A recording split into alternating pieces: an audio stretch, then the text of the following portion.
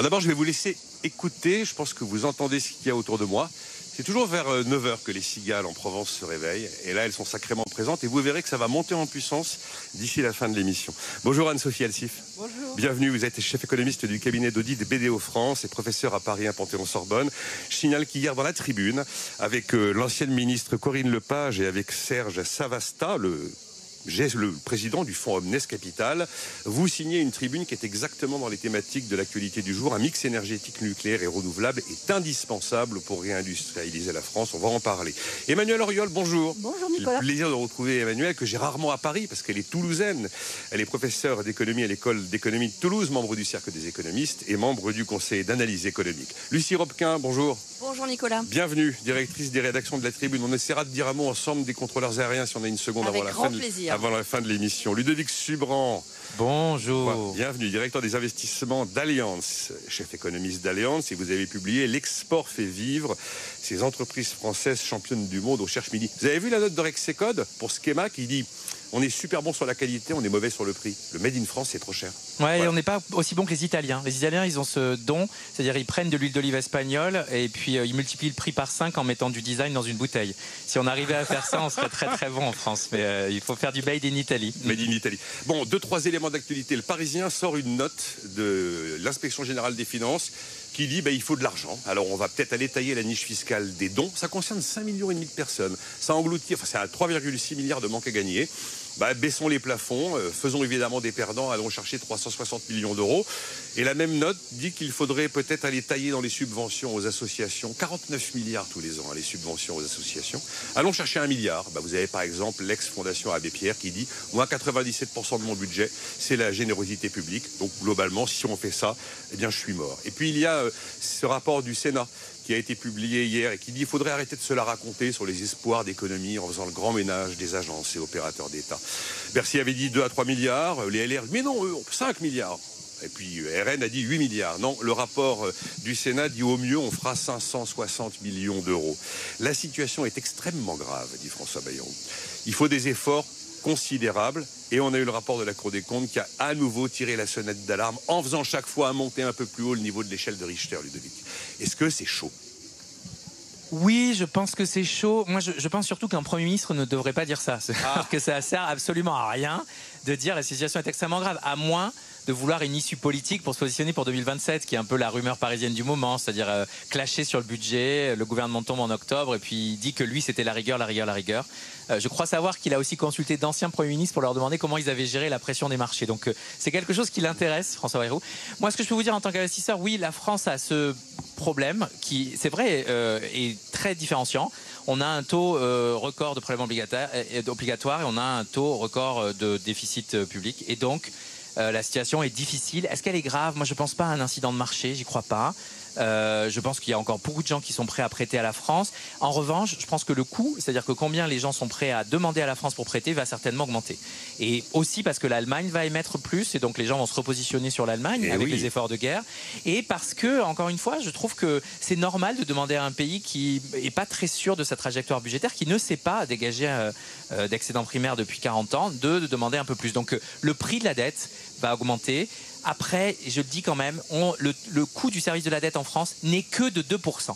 Donc arrêtons de jouer les Cassandres, etc. C'est pas non plus. Alors je sais que les gens comparent ça avec le budget. Le coût, c'est combien ça coûte de faire rouler sa dette en fait. Combien ça coûte de faire rouler sa dette en point de PIB. Voilà. Et je rappelle le Sri Lanka, défaut de paiement, c'était 50%. Juste. Oui, mais l'Argentine a eu très longtemps 50% de dette et avait de grosses difficultés. Donc, il faut arrêter de jouer à faire peur. En revanche, je pense qu'il y a un sujet, c'est-à-dire que on parle beaucoup depuis 6 mois. Que fait Bercy sur les plans de réduction des dépenses publiques? Et ça, c'est un sujet, je suis désolé, on peut se poser la question de où est l'inaction? Enfin, pourquoi autant d'inaction? Ça vous inspire quoi? Alors, Lucie Robquin, à la fois sur l'inaction, l'absence, ce que dit effectivement la Cour des comptes, il n'y a absolument aucun effort structurel sur la dépense en prévision pour 26. Allez-y, Lucie. Il n'y a pas le début d'une idée pour faire 40 milliards d'économies l'an prochain. Alors des propositions, il en sort tous les jours, je suis bien d'accord. Rapport de l'IGF, rapport de la Cour des comptes, etc. Mais il y en a des tonnes dans les tiroirs de Bercy, ça n'a jamais rien donné. On cherche 40 milliards d'économies. Pour l'instant, on ajoute des dépenses. Vous avez vu que les syndicats... Et des impôts, Lucie. Non, mais les syndicats... Les niches fiscales, c'est des impôts. Et derrière chaque niche, il y a un chien, on le sait. Sur les dons, vous parlez des dons. On parle des héritages et des dons depuis des années. On sait que c'est quelque chose qui est très inégalitaire en France. Jamais aucune personnalité politique n'osera s'attacher à ça parce que c'est extrêmement impopulaire. Je n'y crois pas une seconde. Donc pour vous, on va continuer à faire comme d'habitude. On va faire comme d'habitude, on rajoute même des dépenses. Vous avez vu que les syndicats et les patronats ont trouvé des points d'accord sur les retraites. Ça coûte 1,5 milliard. François Bayrou s'est déjà engagé à les reprendre dans la loi. Donc pour l'instant, on alourdit la facture et on est très très loin de la réduire. Le 1,5 milliard dont parle Lucie Robquin, c'est le fait d'avoir réduit l'âge de la retraite à taux plein à 66 ans et demi au lieu de 67 ans. Même optimisme, j'appelle ça de l'optimisme quand même. Même optimisme, Emmanuel Auriol, par rapport à ce que... Parce qu'effectivement, oui, ça a toujours fonctionné depuis 200 ans, il n'y a jamais eu de problème. Donc. Oui, jusqu'à ce qu'il y en ait des problèmes. Donc moi, je pense que là, on est dans les mauvais élèves de l'Union européenne. Alors on nous achète notre dette parce qu'il y a plein d'institutions en Europe qui sont obligées d'avoir la dette européenne. Et qui c'est qui en émet? Ceux qui ont des gros déficits, donc la France. On peut acheter aussi de la dette grecque, bon, ou italienne. Alors voilà, donc c'est ça les choix. Donc moi je ne suis pas d'accord. Je pense qu'il faut remettre de l'ordre dans nos finances publiques. Notre dette, elle est soutenable si nos déficits rentrent dans l'ordre. Pour l'instant, ils ne rentrent pas dans l'ordre. On indexe les retraites sur l'inflation, mais enfin, qui c'est qui fait ça, quoi, alors qu'on doit chercher des économies? Voilà, ça va pas. Et donc moi, je ne suis pas d'accord. Je pense que on peut avoir une situation à un moment donné où les marchés perdent confiance et donc les taux s'envolent. Enfin voilà, ça devient et des taux d'intérêt plus élevés, c'est intenable pour notre pays. Donc non, il faut que ça s'arrête. Je suis assez d'accord avec M. Bayrou là-dessus. Si ça continue, il faudra que ça cesse, comme disait Hubert Félix Thieffen. Lucie, vous voulez rajouter quelque chose? C'est extrêmement impressionnant. Oui, je complète ce qu'a dit Emmanuel. Bientôt, les taux auxquels emprunte la France seront les mêmes qu'en Italie. Vous vous rendez compte? À partir de janvier 2006, on sera sur des taux équivalents. Il y a un an, c'était absolument inenvisageable. Qu'est-ce qu'elle a fait, l'Italie? Elle a réduit son déficit de moitié en un an. C'est devenu un assez bon élève de l'Europe.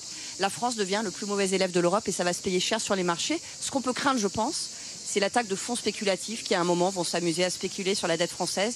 Et ce jour-là, les taux qui sont aujourd'hui autour de 3,3% vont exploser. On le voit déjà au Royaume-Uni, ils sont 4,5%. C'est des taux qui sont absolument ingérables sur plusieurs années. Le Royaume-Uni se rend compte de ce que c'est que d'être dans sa monnaie nationale. Il n'est pas dans la zone euro, c'est notre chance pour l'instant. Anne-Sophie Alsif, par rapport à... C'est la pire chose que peut vivre une nation, un incident de crédit. C'est cata. Est-ce que là, aujourd'hui, est-ce qu'il y a un peu plus minuit moins 5 que la fois d'avant, quoi, en fait? Non, c'est la même chose, mais je pense que ce qui est très important, c'est qu'en effet, à mon sens, on est beaucoup plus dans une problématique de risque et de crise politique qu'économique. Les sous-jacents sont assez bons. Et ce qu'il faut dire, notamment sur le dernier budget, on a sacrifié la recherche, l'innovation, on a indexé en effet les retraites sur l'inflation. Regardez la dernière note de conjoncture de l'INSEE, on est quasiment à 19% de taux d'épargne. La moitié de l'argent de l'indexation des retraites est placé sur des comptes courants et ne finance rien. On est dans un contexte où on a 0,5% de croissance. Est-ce qu'on va trouver 40 milliards d'économies alors qu'on a 0,5% de croissance? Donc c'est ça en fait le sujet. C'est un sujet beaucoup plus macro, de dire comment on alloue l'épargne, comment on alloue le productif, comment on crée des gains de productivité, comment on a plus de croissance et donc moins de déficit. Et là bien évidemment, comme on n'a pas ce débat parce qu'on est englué dans des problématiques politiciennes, eh bien on passe à côté de vraiment une réduction sur le long terme de la baisse du déficit. En fait, ce que vous me dites, Anne-Sophie, c'est que dans la mesure où il n'y a absolument aucun socle politique pour aller de l'avant, l'absence de soutien politique fera qu'on ne fera rien. Tout à fait. Et certains commencent à souhaiter justement qu'il y ait un coup de chaud sur la dette pour qu'au moins on soit obligé... Au moins qu'il y ait un accord, il pourrait y avoir un accord de partie au moins sur le budget. Lucie, après vous me direz si vous souhaitez fondamentalement qu'il se passe un plantage de crédit, quoi. Lucie Robquin. Est-ce que je souhaite un plantage de crédit, c'est la question?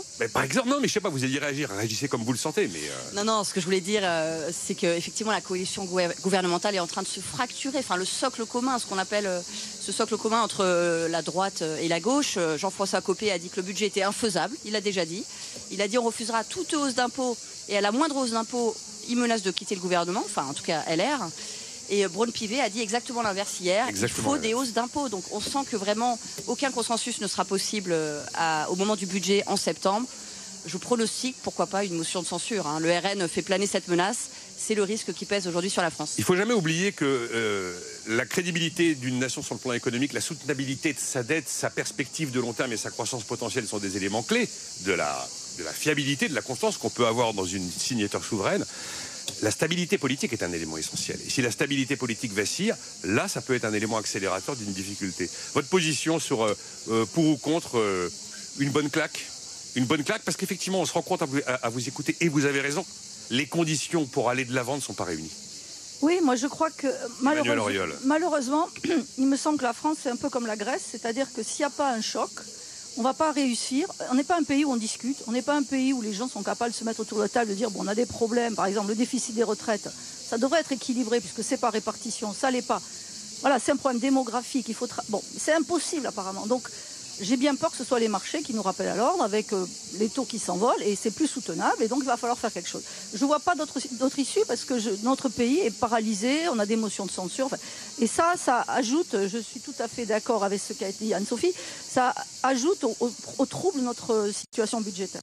Hein, voilà. Mais vous êtes plusieurs ces derniers jours à penser que probablement le point névralgique de l'inquiétude viendra du sujet politique plus que du sujet économique. Tout à fait. C'est-à-dire que s'il y a une crise, imaginons qu'en 2027, on ait un parti populiste qui arrive au pouvoir, ça va secouer fortement la dette française, ça va devenir intenable, on va avoir un poids des paiements des intérêts qui deviennent insoutenables, et de ce fait, là, on va être obligé de faire quelque chose. Et je n'imagine pas une situation autrement que comme ça, en fait, mais non. C'était Robin Rivaton, il y a 24 ou 48 heures, qui nous décrivait par le menu ce qui se passe lorsque ça part en vrille. Et en l'espace, il faut quoi, 2 jours, quelquefois moins, pour que les choses deviennent très vite compliquées. Lucie Robquin. En fait, la dette française, elle a toujours été appréciée. Non pas parce qu'on a des bons comptes publics, hein, ça fait 40 ans qu'on est en déficit, mais parce que la France était appréciée pour sa stabilité politique et la solidité de ses institutions juridiques. Aujourd'hui, on perd les deux. La stabilité politique, on l'a perdue il y a exactement 1 an avec la dissolution. Et la stabilité de nos institutions est également fragilisée. Et ça, les marchés détestent ça plus que tout. Ça fait 51 ans qu'on a des budgets. 1974, voilà, oui. Ça 51 date, ans ça date. qu'on a des budgets. Pour refermer cette histoire cette joyeuse histoire 2026. Non, mais moi, je vois du petit lait parce que Ludovic, c'est mon métier c'est bon. d'acheter de la dette française. Donc, je suis très content que tout le monde ait un avis là-dessus. Vous faites partie de ces très grandes institutions qui ont une forme d'obligation réglementaire à détenir du papier souverain considéré comme de qualité. Oui, c'est pas une obligation réglementaire, c'est un choix en effet, charge en capital sous la réglementation solvabilité 2, mais c'est pas un choix complètement unique quand on voit ce qui se passe de l'autre côté de l'Atlantique. Non, ce qui est intéressant, c'est qu'il y a une injonction à faire, mais il y a une paralysie d'action. Donc en fait, moi je dis juste, je pense pas que ce soit souhaitable d'avoir un incident de crédit pour la France pour discipliner. Je pense que pour en avoir géré plusieurs des incidents de crédit, malheureusement, je suis toujours arrivé au mauvais endroit au mauvais moment, à la Banque centrale, au FMI en 2008, dans l'assurance en 2012. Ça pousse à l'erreur, quoi. Donc je sais que la vraie question, c'est comment on arrive à avoir des responsables politiques responsables et qui essaient de faire quelque chose qui limite ce risque en fait d'être poussé à la faute par les marchés. Et je crois qu'Emmanuel l'a dit, on a tous en tête cette faute de politique économique la pire des dernières 30 années. On fait une réforme des retraites qui doit nous donner à peu près 14 milliards et dans la foulée on indexe les retraites sur l'inflation et on paume 14 milliards. Et donc, ça c'est 2024 quand l'inflation est à 5,2. Et donc on a des sujets de populisme et ça n'a pas marché dans les urnes d'ailleurs, on l'a vu. Et donc oui, moi je pense que d'avoir des discussions difficiles, c'est-à-dire que moi, encore une fois, pour revenir sur cette citation de François Bayrou, moi je m'attendrais à ce qu'ils disent voilà les choix, les arbitrages qu'on doit faire. Au lieu de dire la situation est grave et d'agiter la crécelle là, je pense qu'il faut dire il faut faire quelque chose sur les retraites. Il faut faire quelque chose sur la santé. Il faut faire quelque chose sur... Parce que sinon, on ne peut pas avoir une discussion raisonnée. Et donc là, on va rentrer dans ce tunnel budgétaire de septembre sans avoir le début du début d'une discussion raisonnée sur les coupes possibles, sur l'effort possible. On a mis le feu avec 300 millions d'économies sur les transports sanitaires. En tant que responsable des investissements d'Alliance, je crois que vous êtes à la tête de 800 milliards d'euros d'investissement. Vous allez acheter de l'OAT ou du Bund dans les mois qui viennent? On achète beaucoup de dettes publiques et on va continuer d'acheter de l'OAT et du Bund. Mais c'est vrai qu'aujourd'hui, vous le rappeliez, la note de la France est plus basse au même niveau que l'Espagne, ou du moins on s'endette aux mêmes conditions que l'Espagne, un peu moins bien que l'Espagne. L'Italie, alors c'est intéressant l'histoire italienne, ils ont quand même utilisé l'argent public européen, le NGEU, pour faire une énorme subvention, de l'évasion fiscale organisée à la construction, 5 points de PIB. On leur a rien dit. Et en fait, grâce à ça, ils ont créé de la croissance et sont sortis ils sont revenus en excédent primaire. Donc, par des mesures non orthodoxes, alors ils avaient beaucoup réduit de 2012 à 2015 surface publique. Mais je trouve ça fascinant. Le pays qui a le moins bien utilisé les fonds de relance de l'Union européenne se retrouve aujourd'hui potentiellement le meilleur élève de la signature budgétaire. Moi, je trouve ça génial. Donc, il y a des choses à apprendre aussi. On est dans une sclérose très forte en France. Donc, oui, bien sûr, je vais continuer à acheter de l'OAT, mais est-ce que je pourrais pas acheter du Bund parce qu'ils vont investir dans l'infrastructure, dans la défense, et puis ils ont une signature qui est bien meilleure. Oui, peut-être que à l'arbitrage, au marginal, j'achèterais peut-être un peu plus de Bund que d'OAT. Oui. Anne-Sophie, vous vouliez réagir, après on va avancer. Oui, pour moi, ce qui est un petit peu plus grave, c'est qu'on n'a pas de vision, encore une fois, à long terme. Alors, vous allez me dire, c'est mon dada. Je ne crois pas du tout 40 milliards à un an, on l'a dit, pour les raisons politiques. Et en plus, je pense que ce n'est pas ce qu'on nous demande. Ce qu'on nous demande, je pense, c'est d'avoir un plan raisonnable sur 5-10 ans de désendettement avec des baisses de dépenses, peut-être 10-15 milliards, parce que ce sera réaliste, au lieu de dire 40 qu'on arrivera jamais à le faire. Par année. Avec un taux de croissance, on arrive à revenir à 1,2%, on sera déjà content. Comme ça, on ne l'a pas, parce qu'on refuse d'avoir un accord politique, on se retrouve dans cette situation. Et à mon sens, ce qui est beaucoup plus grave, c'est le décrochage. C'est-à-dire qu'en effet, je ne pense pas qu'il va y avoir un risque de crédit, etc., en tout cas à court terme. Par contre, le problème, c'est qu'on va payer plus cher pour nos dettes. Et donc, comme on sera dans du populisme et du court-termisme, comme le budget de l'année dernière, on va sacrifier quoi? La recherche, l'éducation, l'innovation, toutes les dépenses d'avenir où la Chine et les États-Unis investissent massivement pour avoir de la croissance demain et donc pour avoir de la croissance économique. C'est ça le vrai sujet à mon sens. Vous en êtes tous sur la prévision de croissance chez BDO là, pour... On est à 0,5. Donc on est encore en dessous de la prévision. Et vous vous rendez compte que vous aviez une espèce de perspective hyper optimiste il y a encore un peu plus de 6 mois? Non, on l'a fait 4 fois par an, donc on révise en fonction des La première fois, vous espériez encore 1,2, Exactement, parce que on n'avait pas encore toutes les conséquences de la dissolution. 0,5. Donc là, 0,5. Wow. Le FMI doit être à 0,6. Bercy reste sur 0,7. 0,7, on n'y croit pas du tout. 0,5, 0,6, vous êtes comme l'OFCE à peu près? On est vraiment dans la fourchette plus basse. Et juste pour finir pour l'Italie, quand même, il faut le dire, l'Italie a toujours été en excédent primaire, même avant la crise du Covid. Donc on critique, et c'est vrai qu'on dit souvent, regardez, il y a pire que nous, il y a l'Italie, mais eux, ils ont toujours été en excédent primaire, nous jamais. On est bien d'accord, hein, l'excédent primaire, c'est la condition non négociable pour stabiliser le niveau d'endettement. C'est bien ça? Oui, le micro, hein, Ludovic, mais... Oui. Tu peux stabiliser l'endettement avec un déficit primaire. Mais en revanche, si tu veux réduire l'endettement, il te faut un excédent primaire. Vous vouliez dire quelque chose? Allez-y. Non, rien de particulier. On va ouvrir le... Alors, je ne vais pas vous lancer... On peut me dire à quel moment il faut que je rende l'antenne? Je crois que c'est vers 28, un truc comme ça. Mais non, parce que je sais pas. On a marre. Non, mais non, pas tout. On a trop parlé de l'incident de dette française. Il veut plus parler des mauvaises nouvelles. Nicolas, il veut plus parler de la dette. On l'a plombé. Non, mais là, comme l'émission est un peu campagnarde, j'ai pas de pendule. Et il y a un moment, il faut que je m'arrête. Campagnarde. Oh là là. Mais nous, les sudistes, comment on prend ça, Emmanuel? J'ai très mal. Alors là, la campagne, tu vas voir. Attends. Quand je me retourne, j'ai des cigales partout et de la végétation. Ça change de notre... on va évoquer quand même l'histoire des renouvelables. Alors moi, ça m'intéresse beaucoup. Alors c'est pas vraiment la posture de Monsieur Retailleau qui me passionne. Bon, il est dans son rôle d'opposition. Il y a eu ce fameux texte de loi Grémillet qui a bien mis le feu au Parlement. Mais il y a un vrai sujet sur le bon équilibre entre les énergies renouvelables d'un côté et l'énergie nucléaire de l'autre.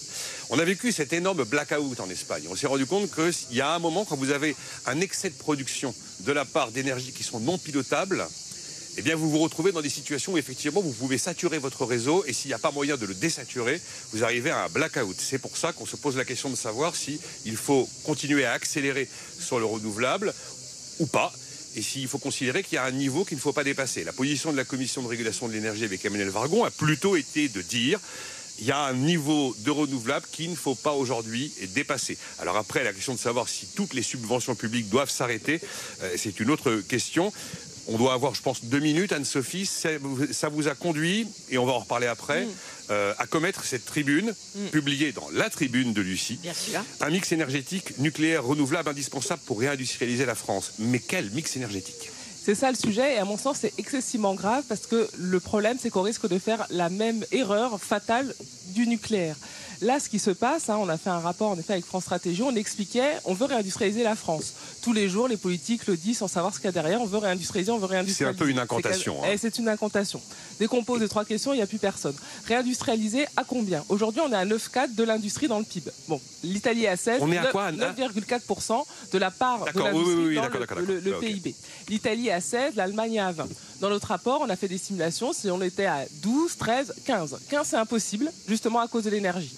Donc ce que l'on peut faire... Pourquoi c'est impossible? C'est impossible parce que le coût énergétique n'est pas compétitif. Donc vous pouvez appeler du 15 en termes et de production et de coût, ça n'ira pas. Vraiment, le premier facteur pour se réindustrialiser, c'est l'énergie. Et donc pour arriver à 12, voire 13, dans nos rêves les plus fous, qu'est-ce qu'il faut faire? Un mix nucléaire, renouvelable et d'autres énergies. Les biocarburants, les hydrogènes, l'hydrogène, il y a vraiment plein d'énergie qu'il faut utiliser. Mais il faut mixer, c'est ça l'objectif, il faut mixer. Et donc de dire on veut réindustrialiser et on veut sacrifier le renouvelable, c'est catastrophique. À ce moment-là, on dit on refuse de réindustrialiser la France. Mais on ne peut pas, pour des raisons politiciennes encore une fois, revenir sur des chiffres factuels sur si on veut réindustrialiser à 12 ou 13% du PIB, voilà ce qu'il faut faire, du nucléaire, du renouvelable, un petit peu d'hydrogène, du biocarburant et mixer. Et pas oublier l'hydroélectricité. Exactement. C'est la première source de renouvelable. C'est exactement ce qu'a fait la Chine, on le voit pour l'électrique, et qui mixe aussi avec d'autres sources. Et là, pour des raisons politiciennes, on va encore remettre en compte ça. Et là, c'est l'heure. Là, c'est l'heure. On se retrouve d'ici quelques instants en direct d'Aix-en-Provence avec toujours les cigales. À tout de suite.